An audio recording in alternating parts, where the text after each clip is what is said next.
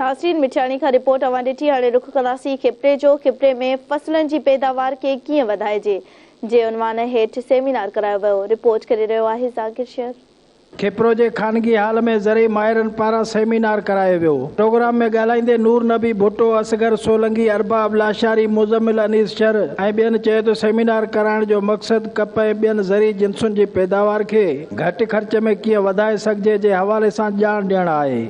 असांजो जेको वर्कशॉप कोठायो वियो आहे फार्मरनि जी भलाई जे लाइ, अॼुकल्ह जेकी क्लाइमेट चेंज थिए थी, क्लाइमेट चेंज जे हवाले सां ऐं फार्मरनि जी प्रोडक्शन जेकी तमामु घटिजी वई आहे उन हवाले सां असां कीअं प्रोडक्शन इम्प्रूव कयूं फार्मरनि जी, ऐं जेके अॼुकल्ह पाणी जेको घटिताई थी वई आहे त अहिड़ियूं नयूं नयूं टेक्निक्स उन्हनि खे ॿुधाए करे सेखारे करे त पंहिंजी प्रोडक्शन वधाइनि, पंहिंजी पैदावार वधाइनि, उन्हनि खे फ़ाइदो थिए। भी है वो फार्मर्स की तरक्की और उनको जदीद टेक्नोलॉजी और फसल की ज़्यादा पैदावार के असूल के लिए मुख्तलिफ़ तरीक़ों के बारे में मुसलसल आगाही दे रही है।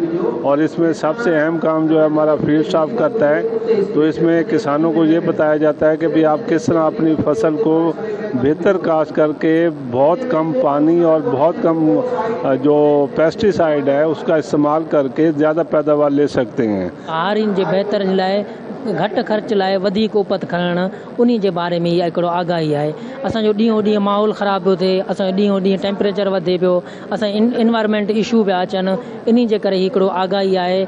इन जे करे इहो बेटर काटन जो हिकिड़ो प्रोजेक्ट आहे। असां फार्मरनि खे, ज़मींदारनि खे हिकिड़ो आगाही ॾींदा आहियूं त तव्हांजो फसल, तव्हांजो इन्वायरमेंट, तव्हांजो ॿनी कीअं सुठो थो थिए। हे प्रोजेक्ट BCI तरफ़ों त करायो वियो आहे। बहितर कप जे हवाले सां असां प्रोग्राम असां तक़रीबन डिस्ट्रिक्ट सांगड़ में कमु कयूं पिया। हींअर खिपरे जो एरिया असां वटि असां कप जी बहितरी लाइ बि असां क़दम खणूं था। पाणी जे बारे में बि असां उनखे ॿुधायूं था, पाणी जो बचाव कीअं कजे। पाणी जा हालात बि तव्हां ॾिठा आहिनि, खोट पाणी जी थिए थी त वॾो इशू थिए थो पाणी जो। पोइ इन हवाले सां बि असां चऊं था नंढा नंढा तलाउ ठाहिनि त जीअं पाणी पाण खे कमु अचे। कैमरामैन सजाद शर ऐं मोहम्मद इस्माइल गजू सां गॾु ज़ाकिर शर, धरती TV न्यूज़ खिपरो।